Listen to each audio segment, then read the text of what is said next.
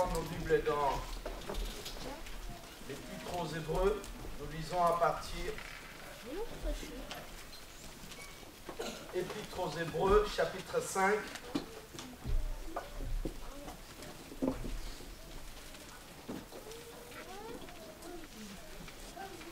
Nous lisons à partir du verset 11 à 14. Hébreux chapitre 5, versets 11 à 14. Nous lisons la parole du Seigneur.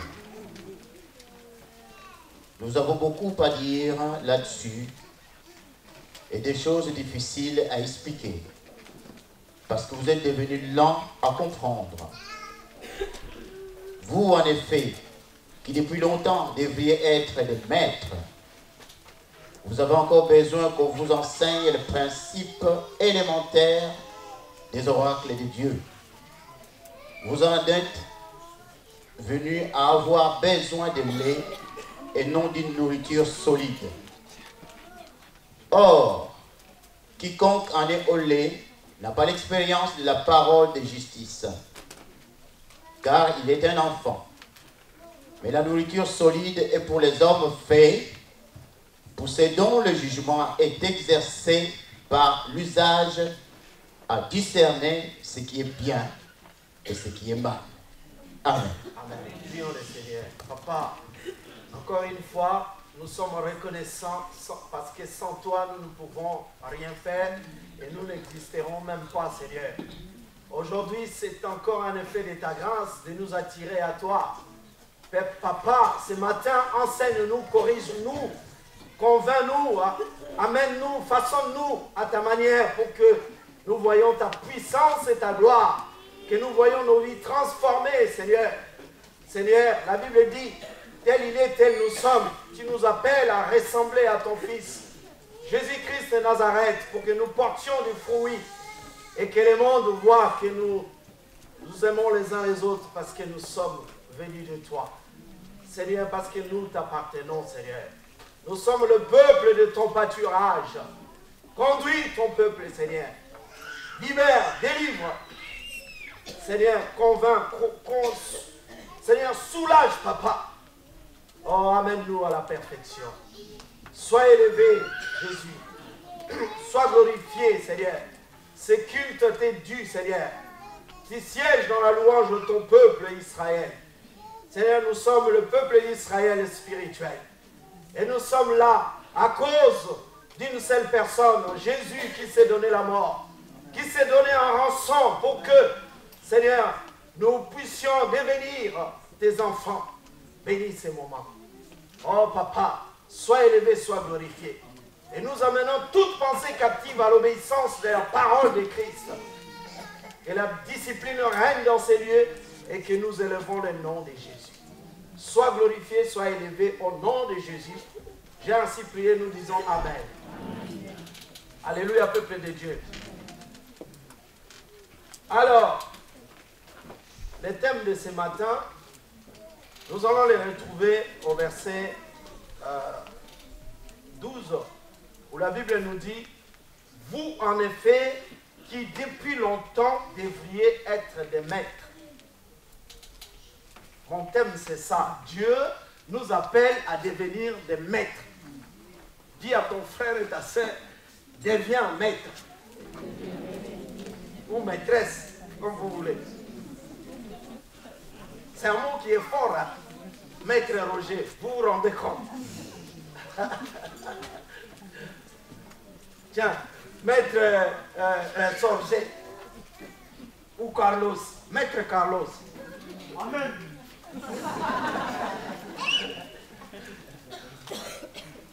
Alléluia, peuple de Dieu. Mais avant que je m'étende sur le sujet, j'aimerais qu'on considère d'abord les chapitres, quelques versets qu'on a lus à partir du verset 11 à 14. L'auteur nous exhorte à un engagement sans réserve envers cet homme ou cette personne ou ce Dieu qui s'appelle Yehoshua Hamashiach. Il faut qu'il y ait un engagement total. Dieu n'aime pas la cohabitation.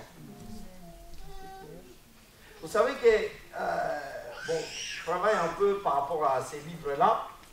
C'est énorme. Tout ce qu'on peut tirer comme enseignement dans l'épître aux Hébreux. Donc nous sommes dans un contexte où ce qu'on appelle les Hébreux, en réalité en termes de race, c'est des Juifs qui ont accédé au christianisme, qui ont adhéré au christianisme.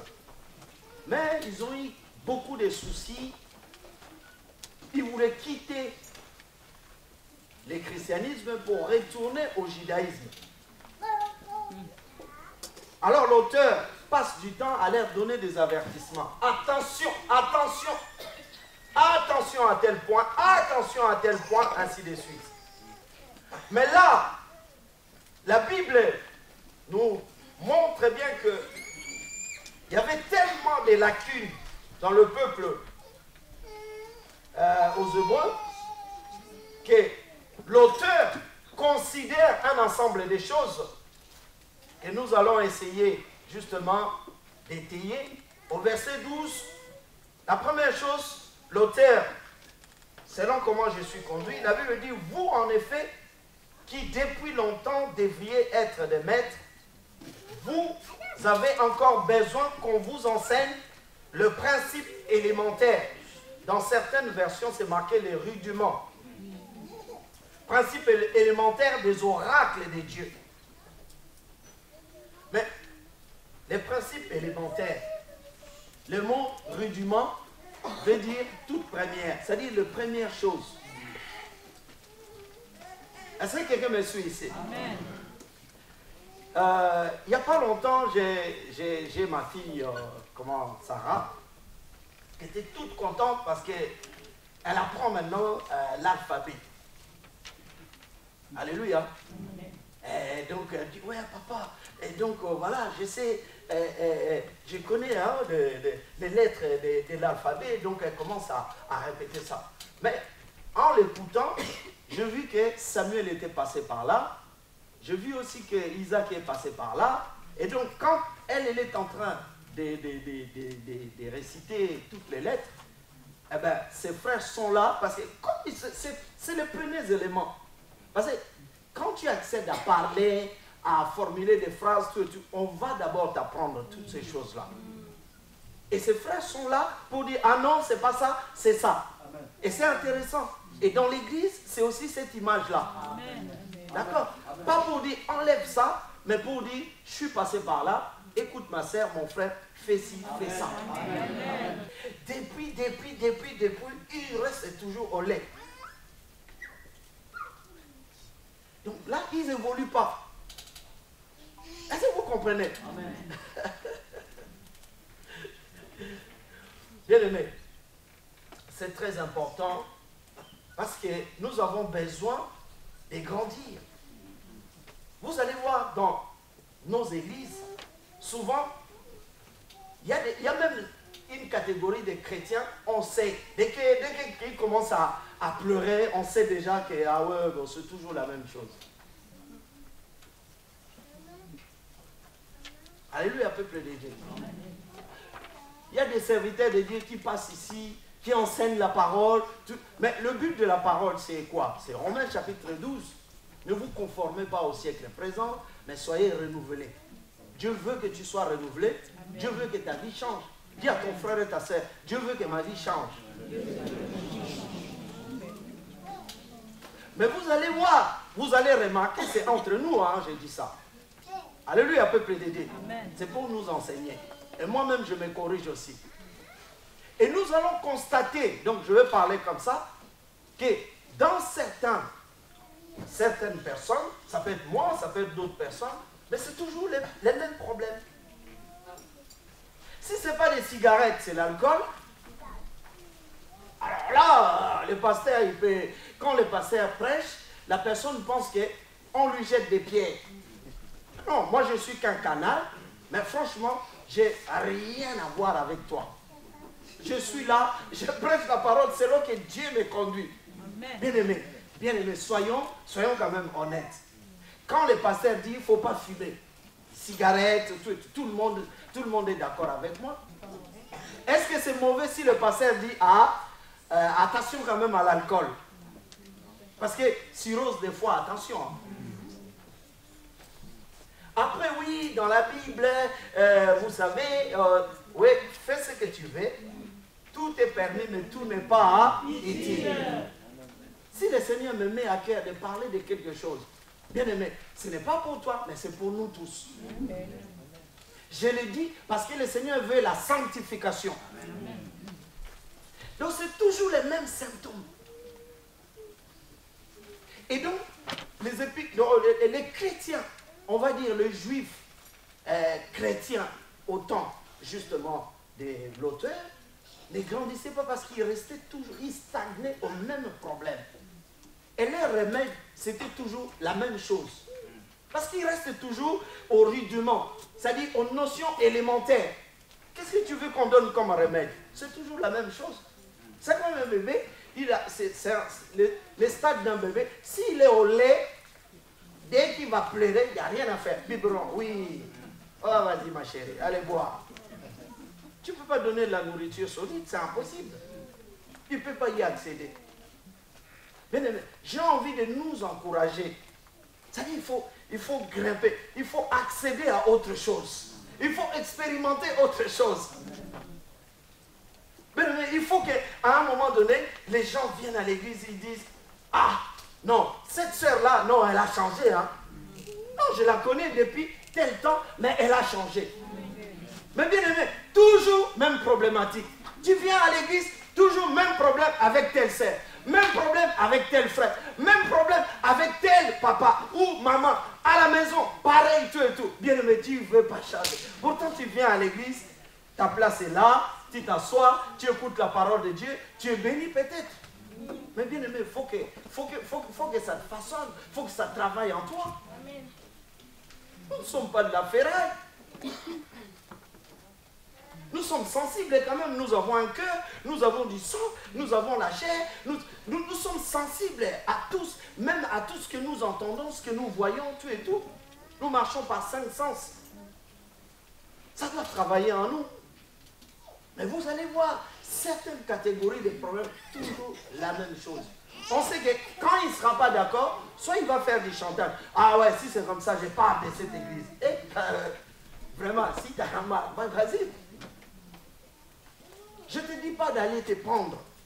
Mais je dis, on est là, on se fait du bien, parce que seule la parole de Dieu nous amène à la perfection. Amen. Nous devrions être contents ou contentes de recevoir la parole de Dieu. La Bible dit que l'homme ne vit pas seulement de pain, mais de toute parole qui sort de la bouche de Yehoshua. Le fait d'écouter la parole, vous savez, il y aura un temps où on va chercher la parole. Peut-être que l'église ne sera pas là, on va être enlevé. Parce que je suis convaincu que l'église ne va pas vivre la tribulation. Le Seigneur viendra d'abord et puis il va récupérer son église. Vous vous rendez compte? Mais après c'est galère des galères, méchant. Je vous dis une chose, pour l'instant, l'église est comme, nous sommes comme les sels de la terre. Pour assaisonner un peu des aliments, ainsi de suite. Alléluia. Nous sommes aussi la lumière du monde. Parce que Christ est la lumière. Maintenant, par la grâce de Dieu, il y a certains mots que Dieu, justement, ralentisse un peu les rythmes. Pourquoi? Parce qu'il sait qu'il y a des chrétiens qui prient. Parce que quand un chrétien prie, Dieu est sensible. Et Dieu agit. Même quand tu penses que Dieu n'agit pas, mais Dieu est en train d'agir. Parce que toi, tu pries. Mais bien aimé, écoutez bien la parole de Dieu. Il y aura un temps où Jésus va enlever son église. Et quand Jésus va enlever son église, il n'y aura plus personne qui priera pour un tel ou un tel. C'est fini. Les sels ne sera plus là. Il n'y aura plus la lumière. Il n'y a rien. Ça veut dire que le mal va prendre l'ampleur à un niveau mais énormissime. Ce qui veut dire que tu croises quelqu'un en route, par exemple, si cette personne peut manifester la méchanceté, la personne peut être capable de dire qu'est-ce qu'il y a. Vous avez quelque chose là? Je te dérange là? Et puis le baston commence là. Les bas sont basés méchants. Personne ne prie pour l'autre et ainsi de suite. Tout ça. On est dans le mal total. Amen. Mais aujourd'hui, quand on écoute la parole, glorifions le Seigneur. Remercions Dieu. On va chercher cette parole-là. Et c'est pour cela, dans les évangiles, bon, les destinataires, c'est les Juifs. Jésus dit, il y en a un qui va aller au champ, l'autre va rester, et quand l'avènement va arriver, par exemple, et tu rentres chez toi, tout ça. Alors, Jacqueline, tu es là, ma chérie, tout et tout. Jacqueline ne répond pas, comme par hasard, elle ne répond pas, et tu arrives, Jacqueline disparaît. Jésus l'a enlevée. Parce qu'elle a honoré le Seigneur, littéralement. Amen. Parce qu'elle a fait ce que le Seigneur demandait. Mais ce jour-là arrivera. Amen. C'est pour cela, pendant que nous vivons, il est encore grand temps que tu abandonnes ta vie à Yeshua, à Jésus. Considère la parole de Dieu. Mais bien aimés, ne stagnons pas. Nous perdurons, nous restons toujours, nous stagnons quoi. C'est-à-dire qu'on tourne en rond sur toujours les mêmes galères.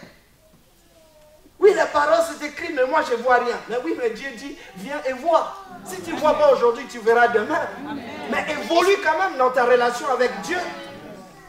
Amen. On sait que c'est toujours le même problème. Tu vas poser toujours les mêmes problèmes. Alléluia, peuple de Dieu. Amen. Toujours des jalousies dans l'église, des critiques, des querelles. Je ne vais pas pardonner.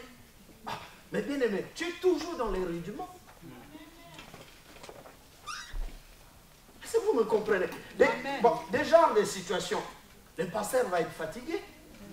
Il te dit aujourd'hui, va pardonner. Si tu ne veux pas, c'est pour ça. Il y a certaines personnes qui vont quitter l'église parce qu'on leur a justement dit, non, réconcilie-toi avec la sœur ou le frère. Il dit, non, pasteur. Oh. Mais quelle solution tu veux qu'on te donne? Mais la Bible ne dit pas, n'est-ce pas, qu'il faut rechercher la paix avec tout le monde. Si le pasteur fait le contraire, c'est toi le premier ou la première à dire, ah, cette église-là, bizarre. Hein? Normalement, on devait nous réconcilier, mais on nous oppose. Mais quand on vous réconcilie, même quand on vous réconcilie, on n'est pas content. Qu'est-ce que nous voulons? Dis à ton frère et ta soeur, nous voulons quoi? Méchant.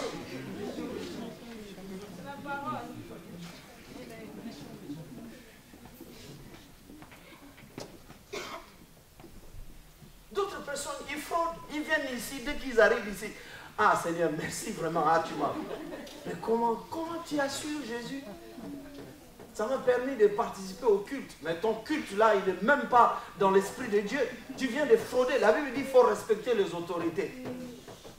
Oh non, c'est la dette coloniale. Mais est-ce que quand Zingankouvu, je ne sais pas, le roi Congo, tout ça était là, toi tu étais là? Tu n'étais même pas là, c'est les affaires des autres. Nous, on est une autre génération. Car ici, la grâce de Dieu. Et nous sommes un peuple chrétien. Nous ne sommes pas la tribu de ceci, cela, tout et tout. La Bible dit que dans l'église de Dieu, il n'y a ni grec, ni juif, ni esclave, ni femme. Parce que nous sommes tous pareils. Est-ce que vous me comprenez là? Amen. Mais toi, tu viens ici, c'est toi la première ou le premier a dit, non, c'est des dettes coloniales. Bien-aimé, je t'arrête au nom de Jésus. Sois libéré, sois délivré. Gagne ta vie honnêtement. Et là, tu verras aussi la puissance de Dieu. Comment tu sauras que ton Dieu est Dieu? C'est quand tu marches dans l'obéissance. C'est-à-dire, tu dis à Dieu, Seigneur, je crois en toi, je crois que tu peux faire quelque chose pour moi. Mais quand tu cherches à aider Dieu, ça ne marchera pas. Personne ne dit Amen, c'est pas grave. J'ai envie de te dire, change. La vie chrétienne, c'est comme un parcours, un processus. Aujourd'hui, tu es comme ça, demain, tu dois être autre chose. Toujours dans l'évolution. Mais bien aimé, depuis, toujours pareil. C'est pas normal. Toujours les mêmes symptômes. Ah oui, je sais que c'est tel sœur, c'est tel frère. Oui, parce qu'on est accommodé, on est habitué à ça. Et le frère, nos bien-aimés, les Hébreux, tout ça, c'était pareil. Alors, donc, on reste, au lieu d'évoluer, on reste dans un état d'enfance. Et ça n'arrange pas. Bien aimé, rapidement, parce que la montre tourne, hein, commence à parler, paf, ça tourne. Ecclésiaste chapitre 10, verset 16. Or, quand on est dans cet état-là, état d'enfance, bien aimé, rien ne se passe dans notre vie, parce qu'on stagne. Ecclésiaste, Chapitre 10, verset 16. Nous lisons la parole du Seigneur. Malheur à toi, pays dont le roi est un enfant, et dont le prince mange dès le matin. Amen. Amen. La Bible dit, malheur à toi, pays où le roi est un enfant.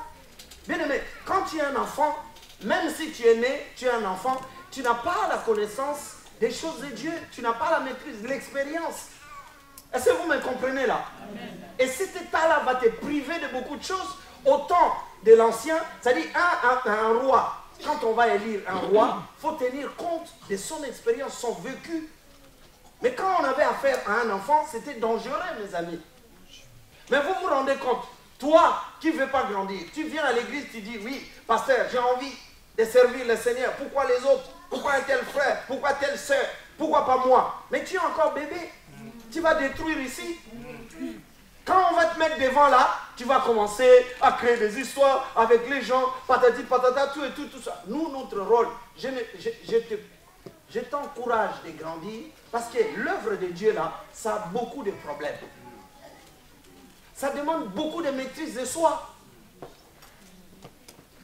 Je vous dis d'avance, il y aura peut-être parmi vous, la fois dernière, j'étais en train d'enseigner, j'ai touché un point, ça n'a pas plu à quelqu'un, mais moi je ne savais même pas. Vous savez, un pasteur, on peut en vouloir à un pasteur. Hein. Quelqu'un écoute la parole de Dieu et dit, ah non, il dit ça à moi. J'ai bien aimé, je suis sincère, je dis bien. Moi, j'ai ma femme, 4 enfants, tout et tout. Donc, je dois venir ici que pour toi. Franchement, il faut que tu me fasses quelque chose de grave pour que je te dise, que je te démolisse. Et puis, la chair, ce n'est pas fait pour rendre des règlements de comptes, mes amis. Les gens n'ont pas compris la parole de Dieu. Le problème, c'est que les gens ne veulent pas s'humilier. La Bible dit, humiliez-vous. Et quand on s'humilie, Dieu va nous élever. Mais écoute la parole, prends ce qui t'appartient. Et prends juste ce qui t'appartient, dis Seigneur, merci. On peut mettre. Dis simplement, dis merci Seigneur parce que tu m'as parlé ce matin. Ne dis pas que le pasteur m'a visé. Je vais te viser pourquoi? Tu es mon frère. Hein? Tu es mon frère ou tu es ma soeur. Pourquoi je vais te viser? Et puis j'aurai des problèmes avec Dieu. Dieu ne me demande pas de juger les gens. Mais il y a des gens qui sont là, qui osent juger d'autres personnes. Mais eux là, il faut qu'ils parlent. Mais non, ce n'est pas normal. Nous devons nous aimer les uns les autres. Là où il y a l'amour, il ne doit pas y avoir des rejetons, des rancœurs, des rancines, de toutes ces choses-là. Ça ne peut pas exister, mes amis. Est-ce que vous comprenez? Si un frère a un problème, je vais le porter dans ma prière. Je vais prier pour lui. Parce que c'est mon frère. Amen.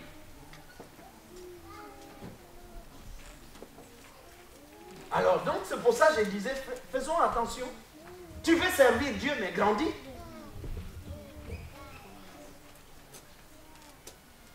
Chez nous, je dis bien chez nous, il y a une expression qui dit, les femmes ne peuvent pas construire une maison. Mais nous, on ne va pas l'appliquer aussi dans la Bible. Mais on voit quand même les effets. Vous êtes d'accord avec moi? Amen. Vous prenez 10 femmes, vous les mettez ensemble. 2 heures, ça fait beaucoup. L'autre, il regarde comme ça, tu as dit, elle montre quoi là? Est-ce que moi, je ne suis pas une femme? Je suis même sa maman. Mais qu'est-ce que vient faire la maman ici là? 2 heures, ça fait beaucoup. Donc, nous, il faut qu'on fasse les choses seulement par formalisme. Toi, viens là, allez, faites ceci, faites cela. Il faut écouter, nous voulons grandir. Parce que quand une sœur passe ici là, même si on la pousse comme ça là, elle te regarde et dit je t'aime. Est-ce que vous me comprenez là? Là, tu es aguerri. Quand tu arrives à ce niveau là, tu vas gagner beaucoup des âmes.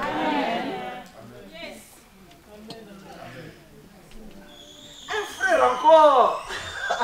Peut-être on peut réussir à lui parler. Dès qu'il y a un problème. Peut-être, je dis bien peut-être. Mais une sœur, c'est grave. Ça va voler dans tous les quatre coins. Est-ce que ce que j'ai dit, je mens ou Nous, on est des fois là. Nous les hommes, c'est rarissime que bon, ça part en vrille comme ça, tout et tout ça. C'est un peu rare. Mais chez les femmes, mais my God! Elles sont en train juste de préparer à manger, ou de s'asseoir là-bas, de faire juste, je ne sais pas, une réunion pour des choses de Dieu. Après, paf, ça part. Toi, prochainement, ne me parle pas comme ça. Oh.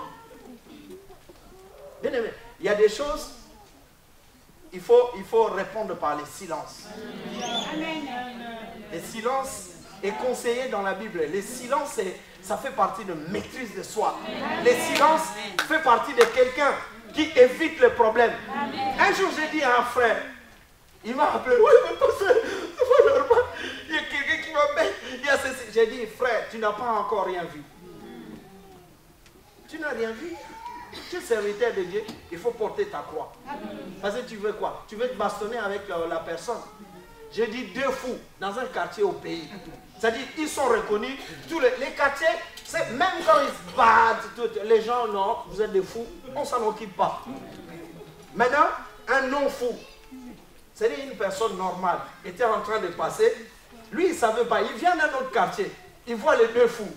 Avec une bonne foi, le gros cœur qu'il avait, il dit, ah, mais ces jeunes-là, pourquoi ils se battent comme ça? Quand il vient, il se met avec eux pour les séparer.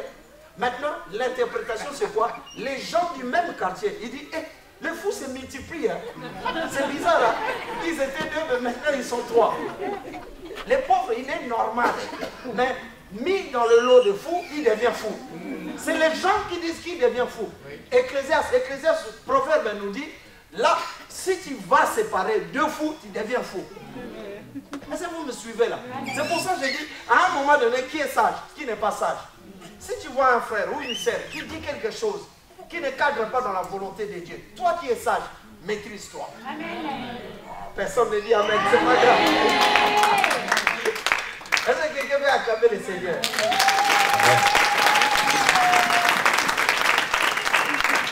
1 Timothée chapitre 3, verset 6. Il faut que j'avance.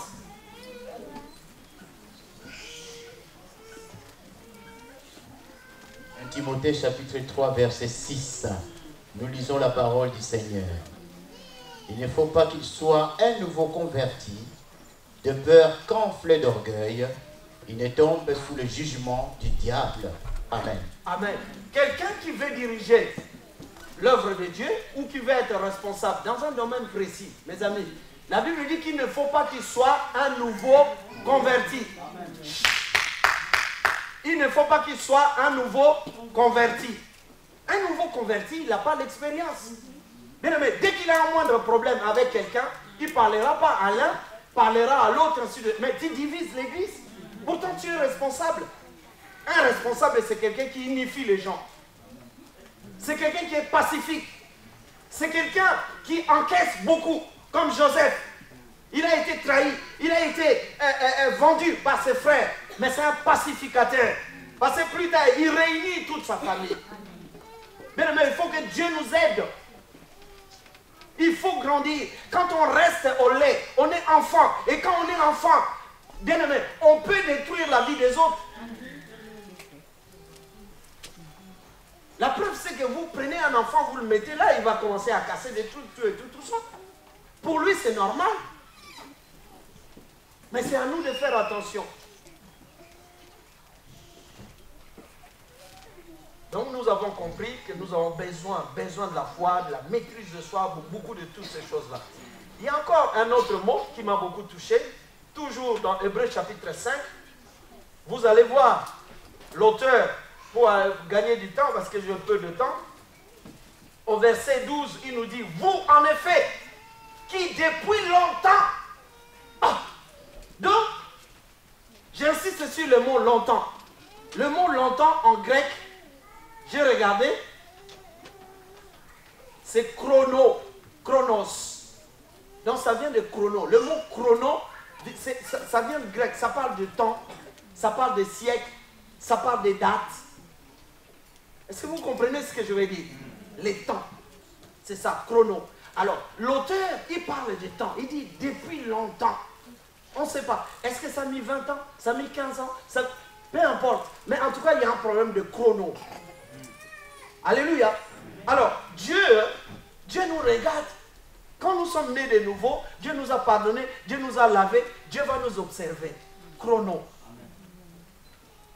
Dieu commence à compter les jours, mais dans le bon sens. Parce que Dieu veut qu'on évolue. Vous savez, quand on a un enfant, on a eu un enfant. Hier, j'ai vu un beau bébé. Merci Seigneur, un jour on le présentera ici. J'étais content, très content pour mon frère et ma soeur. Malheureusement, il devait venir ici présenter l'enfant. Bon, on n'a pas eu le temps. J'ai pris des photos, je me suis régalé avec le bébé. Mais c'est intéressant de considérer justement les cycles. Parce que toute maman ou tout parent, quand le bébé est né, oui, c'est cool, c'est bien, merci Seigneur, tout et tout. Maintenant, on a envie qu'il continue dans son cycle. Il prend du poids, il est en bonne santé, il grandit, ainsi de suite. C'est ça. Est-ce que vous comprenez là? Ben, si le cycle il est perturbé, ça fait bizarre. Moi, je vais être un peu dur, tout ça, comme au pays, par exemple. Enfin, au pays, en Afrique. Enfin, dans des coins où il y a la famine. Alléluia, peuple de Dieu. Bon, je veux parler en Haïti, par exemple. Ces derniers temps, ou en Somalie, tout et tout. Avec le phénomène des guerres, la famine, tout et tout ça. Quand on voit des gamins avec des ventres bédonnés, tout et tout ça, ça nous attriste, mes amis. Des malformations. Est-ce que vous voyez ce que je vois? Amen, oui. Ça fait mal déjà à un parent de voir son enfant souffrir comme ça et de ne pas continuer les cycles normalement. Et Dieu c'est pareil en termes de temps, chrono. C'est-à-dire Dieu veut que tu progresses. Vous savez que Jésus, la Bible dit qu'il croissait en stature, en sagesse, il croissait même devant les hommes. C'est ce que la Bible dit, mes amis. Mais toi, devant un certain nombre de personnes, tu es off. À l'église, pour certaines personnes, off. Pour certaines catégories de personnes, off. Mais comment tu peux avoir un bon témoignage? Il faut que tu grandisses, même si les gens ne sont pas d'accord avec toi, mais les gens t'apprécient. Cette sœur-là, non, je vais être comme elle. Ah, ces frères-là, je vais... Non, toujours au même niveau, bloquant. C'est-à-dire, tu as stagné, non, moi, ça sera comme ça. Non. La vie chrétienne, ce n'est pas toi qui veux que les choses soient comme ça. Mais Seigneur, pas ma gloire, mais donne la gloire à ton nom. Seigneur, fais de moi ce que tu veux. Je veux que tu changes ton langage. Dis au Seigneur, Seigneur, fais de moi ce que tu veux. Pas ce que je veux. Pas ma volonté, mais ta volonté. Et là, tu changeras. Beaucoup de gens ne changent pas parce qu'ils campent dans leur façon de voir les choses. Parce que c'est l'ego, c'est le moi. Moi, je vais rester comme ça. Mais quand tu vas commencer à comprendre qu'il est question de nous jeter, parce que c'est pour ta gloire, Seigneur, fais de moi ce que tu veux. Nous sommes les instruments. Lui, il est le potier, nous sommes l'argile. Il nous façonne comme il le veut. Acclame le Seigneur ton Dieu. Ça, c'est la parole de Dieu. Et tu vas voir, tu vas grandir longtemps. Donc longtemps, je demeure dans les critiques. Longtemps, je demeure sans pardon, méchant. Mais bien aimé, les gens, ils ont envie de voir les changements. C'est toi la première ou le premier à dire, ouais, j'ai prié avec le pasteur. Ah, le pasteur, ah oui, je connais tout et tout ça. Et après les gens, mais c'est bizarre, elle ne change pas cette personne. Pourquoi elle est toujours comme ça, tout et tout? C'est bizarre. Est-ce qu'elle prie vraiment? Les gens doutent de toi. Mais c'est parce que toi-même, tu leur donnes cette ouverture-là. Mais bien aimé, les changements ne viennent pas comme ça. Les changements viennent parce que tu te donnes à Jésus. Mais tu encaisses aussi parce que Jésus veut travailler. Vous savez qu'il y a des choses que chez toi, par exemple, quand tu as des enfants, ton mari ou qui que ce soit, tu sais, il y a même des maris qui aujourd'hui qui se réduisent, qui se sont réduits, par exemple, à un certain, qui se limitent dans un certain nombre de choses parce qu'ils ne veulent pas des problèmes à la maison. Mais j'ai dit ça doucement. Hein. C'est dès qui va toucher un point, et c'est la lionne qui va sortir. Ah, t'as dit quoi là? T'as dit quoi? C'est à moi qui t'ai dit ça. Les bastons commencent, tout ça, et puis c'est la casse. Donc le mari s'est réduit. Non, non, non, je n'ai rien dit. Alors, on ne sait pas si on vit de la si c'est de l'amour, ou c'est la peur, ou c'est... Non, on n'est pas libre. Est-ce que vous comprenez? Non, Dieu nous appelle à vivre dans la liberté. Ça veut dire, j'ai envie de dire quelque chose, mais je ne vais pas être méchant. Il faut que je le dise avec amour. Je dis, ma soeur ou mon frère, regarde, il y a ça, ça, ça. Ça s'arrête entre toi et moi. Mais il n'y a pas de méchanceté là. Mais je suis sincère. Ou alors tu fais l'hypocrisie. Au lieu de me dire des choses, tu ne les dis pas, mais tu le penses. C'est encore mauvais encore. Amen. Vous comprenez, mes amis? Dieu sait que tu as un caractère différent. Même quand on se marie, on devient un spirituellement parce qu'on est censé regarder à Jésus. Et je suis moi. Nicole, elle est ce qu'elle est. Moi, je suis. En termes de caractère, d'identité, moi, j'ai ma personne qui restera unique. Et Dieu nous a fait avec une personnalité unique. Pourtant, nous sommes des milliards de personnes. Est-ce qu'il faut commencer à changer tous ces gens-là? Ce n'est pas le but de rechercher. Mais on peut s'entendre. Quand on prend la parole de Dieu comme conformité, comme cadre de référence, tout le monde regarde et se soumet. Et là, on va trouver un point commun. Les dénominateurs communs. C'est la parole de Dieu. Et là, ça nous réduit tous à zéro parce que c'est par la grâce qu'on devient ce que Jésus veut qu'on devienne. Et à partir de là, on peut évoluer quand on parle le même langage en Christ. Amen. Mais si chacun commence à étaler ce qu'il est, tout ça, jusqu'où? Est-ce que vous me comprenez, mes amis? Amen. Donc si tu critiquais, évolue quand même. Parce que longtemps, on te connaît, toi tu es méchant. Mais change un peu, parce que tu pries maintenant. L'expression longtemps, chronos, ça veut dire que Dieu nous observe. Il y a des frères à l'extérieur, des gens même que j'appelle frères, ou même pas frères, mais ils m'observent. Est-ce que c'est vrai ce que j'ai dit ou vrai ou non? Il y a des gens même à l'extérieur, ils vont dire, tu veux prier, va, cherche ces pasteurs-là. Pourquoi? Parce que même s'ils ne viennent pas, mais au moins ils ont, par les regards, par ce qu'ils ont entendu, ce qu'ils ont vu, ils te conseillent, ils disent, va avec cet homme-là. Mais il y en a qui te disent, toi tu sors avec cette personne, tu côtoies la personne là, fais attention à toi. Je te dis, elle m'a pourri la vie. Hein. Alléluia, peuple de Dieu. Et quand je parle comme ça, est-ce que je suis méchant? Quand je parle comme ça, est-ce que je vise quelqu'un? Non, je nous enseigne. Parce que la Bible dit longtemps, depuis longtemps. Bien aimé, depuis longtemps, tu critiques toujours. Depuis longtemps, tu continues à boire. Mais depuis longtemps. Hein. Toi, tu ne veux pas changer de théologie, mais depuis longtemps. Dieu dit, aujourd'hui, il faut que ça change au nom de Jésus. Depuis longtemps, toujours. En train de mater des sœurs, des filles, des autres, et tout. Mais ici, tu es le frère Edouard. Grand chrétien, tu obéis, tout, rien à dire. Mais dehors, c'est incroyable. Il faut que ça change tout ça. Beaucoup de contraventions comme ça, là. Tu empiles les contraventions. Toujours stratégie. Il n'y a rien pour rien. Aujourd'hui, je te conseille, il y a même ce qu'on appelle comment on appelle ça là? Le covoiturage là. Hein? Ben oui, parce qu'il y a des spécialistes ici. Mais c'est bien, au moins, tu fais du mal à personne. Bien aimé, ça coûte que, ça dépend des trajets, 15 €, des fois 10 €, des fois, s'ils trouvent déjà sympa, bon, 10 €. Les Arabes, ils disent 10 €. Au moins 10 €. Et 10 €, tu fais du mal à personne. Mais au moins, tu prends ton train tranquille et puis tu arrives à la destination.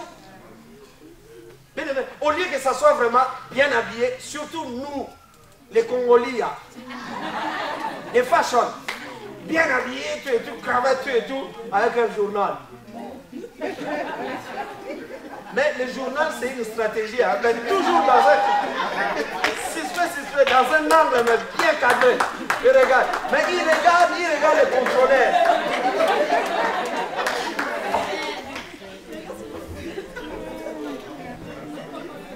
Et c'est incroyable comment les Africains sont spécialisés dans ça.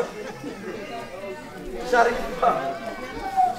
Quand je dis africain, que ce soit arabe, blanc ou pas blanc, mais c'est pareil. Je mets dans le même lot. Vous n'allez pas croire, j'étais à Nantes, j'ai fait 10 mois là-bas. J'ai pris les tramways, j'étais avec un collègue à moi, du même école, même classe. Il s'appelle Rachid. Vous voyez déjà les noms. Un jour, Rachid, stratégie.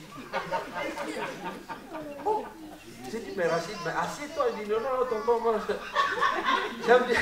Oh, j'ai dit, mais après, moi, je commençais à tourner pour observer vraiment, mais Rachid, mais pourquoi? Premier jour, bon, d'accord. Deuxième jour, stratégie. Oh, j'ai dit, mais Rachid, oh tonton, je vais descendre. Tonton, hein, à demain, je descends, je vais marcher un peu. Il descend, et après je vois les contrôleurs qui rentrent. Après le lendemain, je le croise, j'ai dit, dis donc, Rachid, t'avais vraiment, c'est un coup de bol. Un coup de bol. Dès que tu es descendu, il y a eu les contrôleurs, tout ça, ils m'ont même demandé les sécurités. Ah, je les ai vus. J'ai dit, mais Rachid, attends, est-ce que tu as ta carte de tout ça?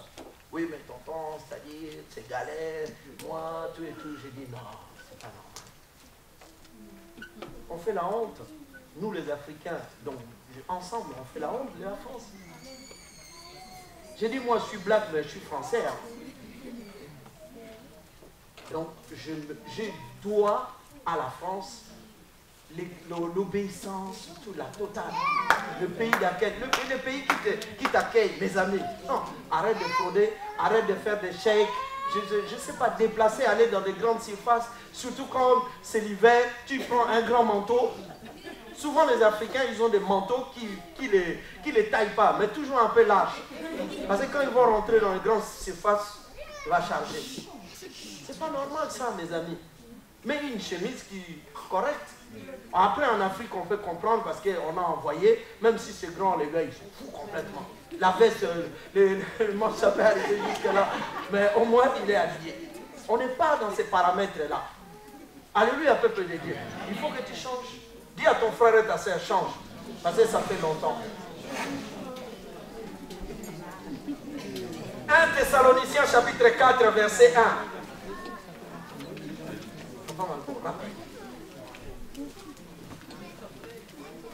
1 Thessaloniciens chapitre 4, verset 1. Nous lisons la parole du Seigneur. Au reste, frères, puisque vous avez appris de nous comment vous devez vous conduire et plaire à Dieu, et c'est là ce que vous faites, nous vous prions et nous vous conjurons au nom du Seigneur Jésus de marcher à cet égard de progrès en progrès. Amen. Alléluia, peuple de Dieu. Dis à ton frère et ta sœur, marchez de progrès en progrès. Mais il faut que tu avances. Si tu fumes, si tu fumais, mais ne fume plus. Si tu buvais, ne bois plus. Si tu avais 4 femmes, c'est fini, arrête ça.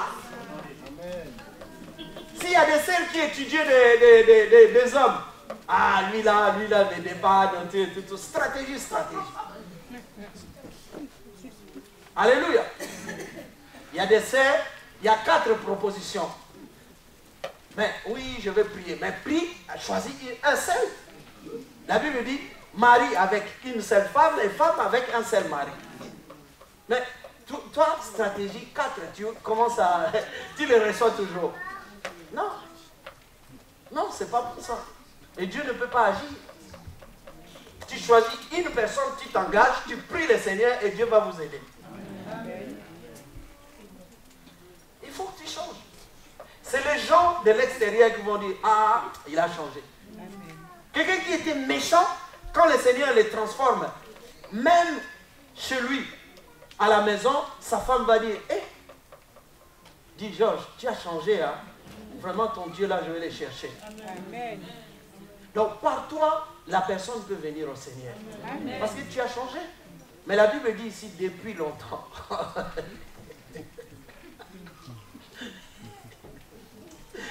Oh my God. Alors, dans notre message, la Bible dit, vous devriez être des maîtres. Ah, le Seigneur me dit, je suis maître. Vous devriez être des maîtres. Dieu veut dire quoi ici là? Le mot maître en grec veut dire didaskalos. Ça veut dire un enseignant, un professeur, un instructeur. Vous avez vu là, on ne parle pas le fait d'être pasteur, enseignant ou docteur, même docteur aussi, c'est didaskalos. Est-ce que vous me comprenez mes amis? Ça veut dire que l'auteur est en train d'amener, le peuple de Dieu a dit, ta vie à toi doit enseigner l'autre. Amen. Oh my God. Amen. Dis à ton frère ou ta sœur et dis, ma vie doit t'enseigner. Amen. Amen. Bien aimé, j'ai envie quand je vois une sœur, quand je vois un frère, mais dans le Seigneur, enseigne-moi. Enseigne-moi. Qu'est-ce que tu m'enseignes? Parce que quand tu commences à me parler de jalousie, colère, méchanceté, beaucoup de choses, tout et tout, baston, tout et tout, tu m'enseignes rien du tout. C'est des choses qu'on avait fait autrefois quand on n'était pas dans le Seigneur. Maintenant, on est dans le Seigneur. J'ai envie que tu sois rempli de l'Esprit et que tu m'amènes, tu me donnes envie de louer Dieu, d'adorer Dieu comme il le faut. Parce que ta vie à toi influence ma vie pour pouvoir devenir meilleur. Si vous comprenez, tu vas visiter un frère ou une soeur, sa vie, sa façon de vivre, ça te pousse à chercher Dieu, à vivre la vie de Dieu. C'est ça un enseignement. Ce n'est pas forcément parce que je passe devant, je commence à parler. Non. Le vrai enseignement, l'apôtre Paul dit que nos vies doivent être comme des lettres qui doivent être lues par les autres. Quand quelqu'un fait la lecture spirituelle, la personne est bénie déjà. Sans même que tu ouvres ta bouche. Bien aimé, ta vie c'est un témoignage. Comment tu as rencontré le Seigneur? Comment tu vis avec ton Seigneur? Mais il y a des gens méchants. Dès qu'ils viennent à l'église, on dirait qu'ils ont un problème avec quelqu'un déjà, le fait de rentrer à l'église. Oh, David, il dit, moi, je suis dans la joie quand on me dit, allons dans la maison de l'Éternel. La joie, elle est partie où? La joie dit, Seigneur, la joie dit, Seigneur. Nous chantons ça ici, donc c'est faux alors. Pour toi, c'est faux. Tu chantes, mais tu ne vis pas ça. Vous voyez, on chante des choses, mais on ne vit pas ça. Mais la vie de Dieu, il faut la vivre, mes amis. Même si on ne comprend pas tout, mais on est heureux de vivre la vie que Dieu nous donne. Parce que c'est important. Amen, hein? Amen. Je vais aller rapidement. Alors, j'illustre juste un petit témoignage. C'est une femme au pays, il y a longtemps. Cette femme-là était mariée à un homme qui était maître. Et l'expression maître chez nous, c'est vraiment, à l'époque, Molakissi. C'est un instructeur, c'est un enseignant, il va à l'école primaire, tout et tout, mais il gagne, mais pas grand-chose. Marié avec des enfants, mais galère. Les gars, ils cravachent, ils se donnent à fond, mais vraiment, il est correct. Parce que déjà, l'image d'un maître, c'était aussi ça. Mais la femme constate que non, c'est pas ça, moi je souffre beaucoup là. Elle avait quelqu'un juste à 300 mètres de chez elle. Et puis un jour, paf, elle était engrossée, elle s'est retrouvée chez l'autre bonhomme parce qu'elle lui donnait peut-être plus que ce que son mari à la maison lui donnait. On est dans un quartier, les ocos, le rumain, tout et tout, l'histoire est connue de tout le monde, ça fait triste. Et plus tard, les maris, on va dire son amant là, tout et tout, il perd le boulot, mais il se retrouve avec cette femme-là, engrossée, tout et tout, mais galère, et il devient pousse-pousseur. Est-ce que vous me comprenez? Je ne dis pas que aux sœurs ou aux frères, mais des fois, on ne réalise pas ce qu'on a à la maison. Je croyais que je devais entendre beaucoup des amens. Vous savez que l'homme n'est toujours pas satisfait. Mais quand je dis ça, c'est l'homme ou la femme. Tu as quelqu'un, soignez-le. Tu as quelqu'un, occupe-toi de cette personne-là, parce que Dieu te l'a donné. Mais pourquoi t'embrouiller encore, envier dehors? Tu ne sais pas ce que tu vas trouver dehors.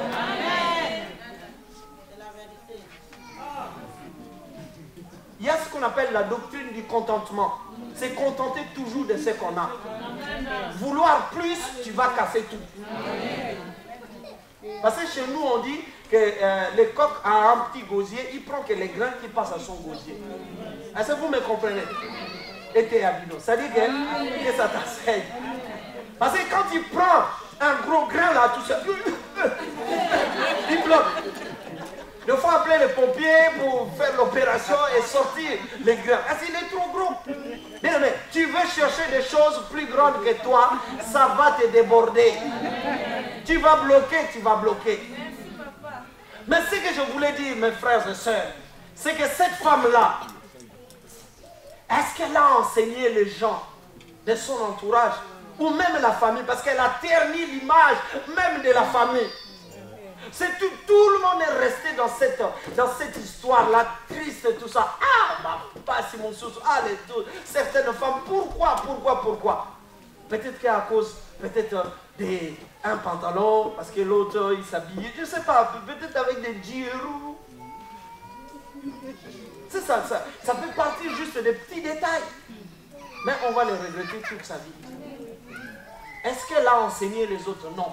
Donc quand je dis maître, prie le Seigneur pour que ta vie à toi commence à enseigner. Déjà, chez toi à la maison, ta mère, tes frères, tes soeurs, et à l'église, ça va enseigner d'autres personnes. Mais si tu pourris la vie à la maison, tu viendras pourrir la vie des gens aussi à l'église. Parce que tu n'es pas un enseignant. C'est ta vie n'enseigne pas. Ne pousse pas les gens à être comme toi. Vous savez que le jeune qui se marie, même ici en France, pourquoi il y a des problèmes au niveau du mariage?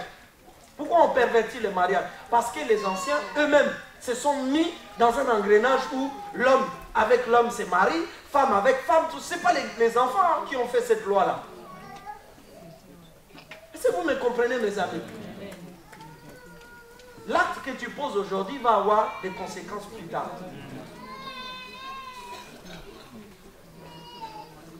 Il faut que ma vie enseigne les autres. Deutéronome chapitre 6, verset 7. Attention, là, je vais aller rapidement, parce que le temps m'est compté. Deutéronome chapitre 6, verset 7. Nous lisons la parole du Seigneur. Tu les inculqueras à tes enfants, et tu en prieras quand tu seras dans ta maison, quand tu iras en voyage, quand tu te coucheras, et quand tu te lèveras. Amen. Tu les inculqueras. Il est question de la parole de Dieu que Dieu demandait aux Juifs d'inculquer. Ils avaient la responsabilité d'inculquer cela à leurs enfants. Est-ce que quelqu'un me comprend? Donc je suis un maître. Un maître, c'est quelqu'un qui enseigne d'autres personnes. Donc Dieu veut que ma vie enseigne d'autres personnes. Parce que la responsabilité des Juifs ici, c'était d'inculquer. Le mot inculquer veut dire enseigne les autres, les enfants. Et quand il ira en voyage, enseigne aussi. Quand il sera avec tes voisins, enseigne. Donc parle de ce que je fais dans ta vie. Donc je suis un enseignant. Est-ce que quelqu'un est d'accord avec moi? Je suis un enseignant. Mais qu'est-ce que tu fais de ta vie? Toujours des conneries. Mais comment tu peux enseigner les autres? Toujours méchant. Comment tu peux enseigner les autres? Tu n'enseignes pas, tu détruis. Or, nos vies à nous, il faut que ça enseigne les autres. C'est ça. Il faut réfléchir. On marche avec un Dieu vivant. Et nos vies vont être comme ça. Colossiens 3, verset 16.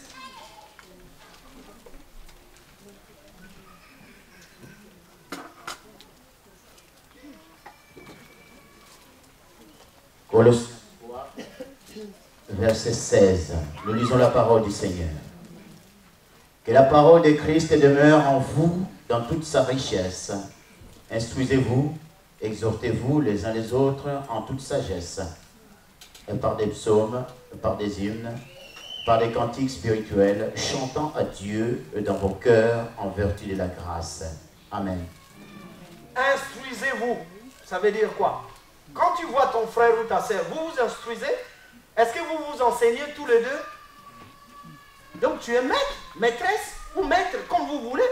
Moi, il faut que j'enseigne mon frère il faut qu'il m'enseigne aussi. C'est ce que la Bible dit, instruisez-vous. Donc vous voyez, j'ai une responsabilité. Mais l'Église, le frère, nos bien-aimés, aux épîtres, aux Hébreux là, nos bien-aimés sont restés, c'est-à-dire ils devraient devenir des maîtres, mais ils n'enseignaient pas. Ils avaient bloqué leur vie à une vie élémentaire ou à des petites histoires, de rien du tout, et ça bloquait leur vie à progresser dans l'évangile. Au lieu d'enseigner les autres, c'était que la méchanceté, c'était la jalousie, la haine, toutes ces choses-là, tout et tout. Or, Dieu nous demande de nous instruire les uns les autres. Ce n'est pas moi qui l'invente. Vous comprenez, mes amis? Ce n'est pas que le pasteur qui enseigne ici. Mais chez toi, à la maison, tu peux prendre ton gamin, tu l'enseignes. Vous savez que chez le peuple sémite, on va dire les Juifs et les Arabes, par exemple, la Torah, les psaumes 150 là, tous les psaumes, tous les 150 psaumes, un juif va à l'école, il maîtrise ça, il peut les réciter, tous les 150 psaumes. Ce que je dis, je peux les démontrer. Chez les musulmans c'est pareil. Les gamins, dès un bas âge, ils commencent à réciter des sourates, tout ça. C'est pas mauvais quand tu éduques ton enfant à lire la parole, à écouter la parole. Au contraire, c'est bien. C'est demandé par les seigneurs. Dieu ne dit pas convertissez-les. C'est deux choses différentes. Fais ta part de l'instruire et Dieu va se rappeler du travail que tu as fait. De toute manière, Dieu nous a envoyé ici d'aller convertir les gens. C'est écrit nulle part dans la Bible. La Bible dit allez partout dans le monde, prêcher cette bonne nouvelle. Ceux qui auront entendu, et là, s'ils acceptent, ils seront sauvés. Amen. Mais aujourd'hui, toi, tu vois, enlève cette jupe-là. Toi là, c'est pas ça. Non. Amen. Dieu ne me demande pas de faire ça. Je vais enseigner. Si tu veux accéder à l'œuvre de Dieu, on te dit, ma soeur, corrige ta façon de t'habiller, tout ça, c'est normal.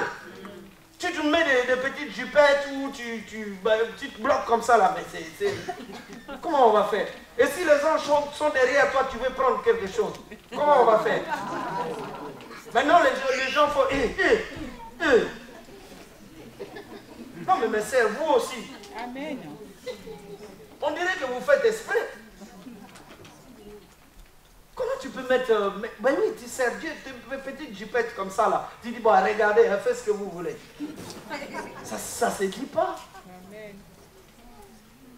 Après, on a des problèmes. Les gens pensent qu'on vous pousse à vous habiller comme ça. Alors qu'en réalité, non.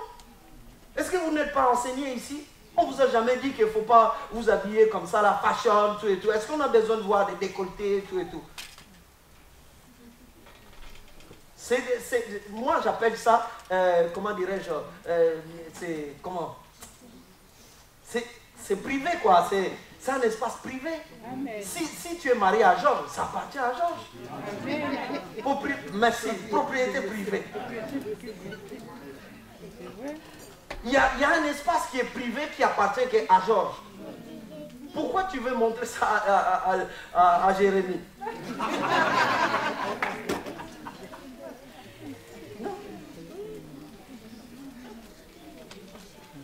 Est-ce que vous m'avez compris là?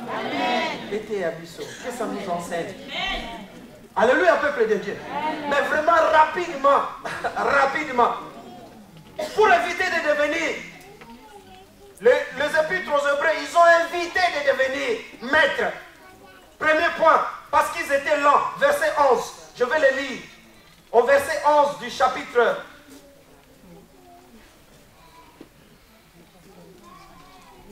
au chapitre 5.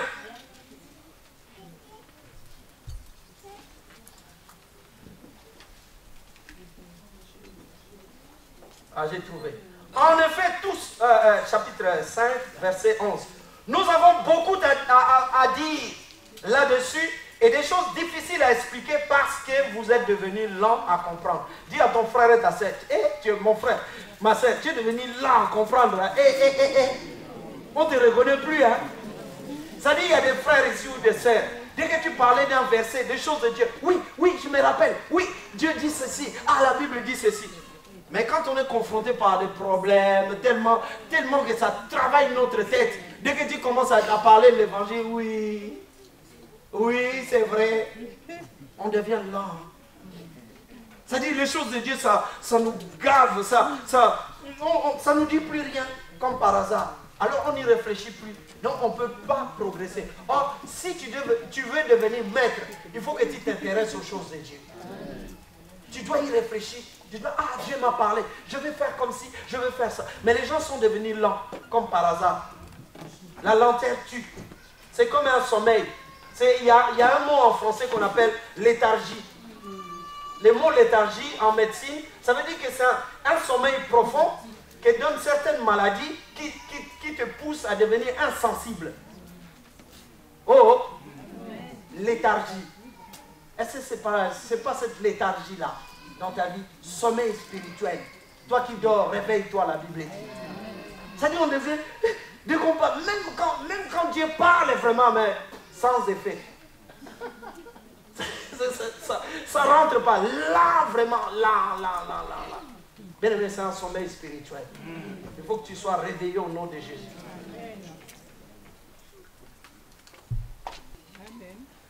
Nous-mêmes, nous bloquons le processus de grandir. Alléluia, peuple de Dieu. Et après, l'autre aspect, pour que j'aille rapidement, l'autre aspect, c'est la mise en pratique de la parole de Dieu. La Bible dit dans Jacques chapitre 1er, verset 22, « Ne vous bornez pas à écouter seulement à la parole de Dieu, mais mettez-la en pratique. » Les épîtres aux Hébreux, le peuple de Dieu ici était lent, donc ils ne pratiquaient pas. Ils ont bloqué leur processus. C'est-à-dire qu'ils écoutent la parole de Dieu, mais niet. Vous savez, à un moment donné, moi je suis convaincu que Dieu nous parle à l'église. Même à Meillac ici, Dieu nous parle. Amen. C'est pas seulement, oui, j'ai rêvé, il y a une prophétie, Dieu m'a montré. Non, quand il y a la prédication, Dieu nous parle. Amen. Mais le problème, c'est que tu bloques. Tu fais comme si c'est pas toi. Alléluia, peuple de Dieu. Bien aimé, si la parole pénètre ton cœur, ça te touche, c'est là qu'il faut mettre ça en pratique. C'est pour toi. Et quand tu rentres chez toi, tu pries, tu arrêtes cette chose-là, tu vas voir la main de Dieu dans ta vie. Mais quand nous écoutons, nous ne bougeons pas, nous ne branchons pas, et nous rentrons chez nous, on reste toujours pareil. On fait comme si, ah oui, non, c'est vrai, ouais, c'était bien. Ouais, mais sans plus. C'était juste bien, peut-être pour les autres, mais pas pour toi. Non, la parole va être au singulier, c'est pour moi. Amen. À la première personne, je prends cette parole. Ça, c'est pour moi, ça. Dieu m'a parlé. Et quand tu es convaincu que Dieu t'a parlé, tu te places dans la présence de Dieu, Dieu va faire quelque chose. Ne vous bornez pas. Et les Hébreux, c'était ça. Nous voulons, ils avaient besoin du lait et non de la nourriture solide. Ils n'ont pas besoin d'accéder à des grandes choses.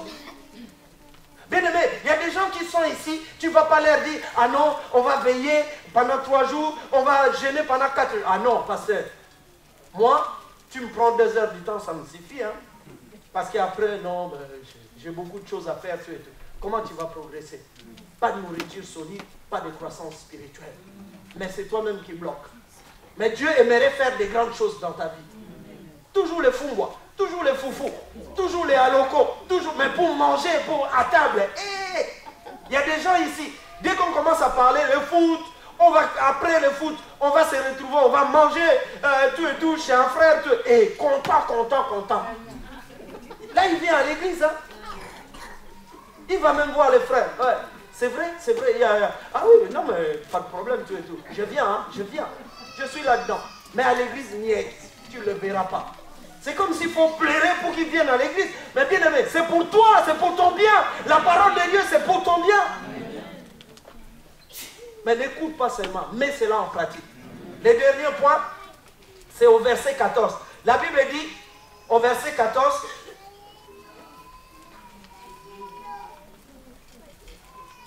mais la nourriture solide est pour les hommes faits, pour ceux dont le jugement est exercé par l'usage à discerner ce qui est bien et ce qui est mal. Bien-aimé, discerne. Dieu veut que tu grandisses, tu deviennes un homme fait. C'est la maturité. Là, on a atteint la maturité spirituelle. Le but de Dieu, c'est que le juste vivra par la foi. Quand tu atteins la maturité, mes amis, vous savez, ici, c'est une invitation que Dieu invite tout un chacun. Je vous dis que le chemin de la maturité, c'est quand on accepte, par la foi, de recevoir Jésus dans son cœur comme Seigneur et Sauveur personnel. Dieu nous fait rentrer dans un processus du salut. Et c'est quand on suit Jésus, on commence à marcher, que nos vies deviennent parfaites. Personne ne dit Amen. Amen. Mais si tu n'es pas avec Jésus, pourquoi tu veux devenir parfait? Un homme fait, c'est un homme qui a Jésus. C'est un homme qui décide de marcher avec Yahushua. Et quand tu décides d'aligner ta vie avec Jésus, et là tu acquiers la sagesse. Et là tu deviens un homme. Et tu discernes ce qui est mal, ce qui ne l'est pas. Bien aimé, sans la parole de Dieu, c'est quoi le mal, c'est quoi le bien? Personne ne sait. Est-ce que vous me comprenez là? À un moment donné, les hommes dans l'ancien temps, ils faisaient des lois bizarres. Mais ils vivaient, pour eux c'était bien. Mais quand la parole de Dieu est venue dans nos vies, ça nous a affranchis, ça nous a révélé que Dieu ne veut pas ça, ça c'est mauvais, ça c'est pas mauvais. On a compris. Pourquoi aujourd'hui il y a des homosexuels, il y a des ceci, là? Parce qu'ils n'ont pas compris, ils sont restés bourricots, stupides, sans intelligence. Comment une femme va aller avec une autre femme et un homme va aller avec un homme? C'est l'abomination, mes amis. Il y en a même qui vont avec des animaux. Vous vous rendez compte? Et les gars vont venir avec des costards, des cravates, tout ça. Je suis intelligent. Je m'en fous de ton intelligence. Dieu stupide. Que Dieu vous bénisse, mes amis. Merci.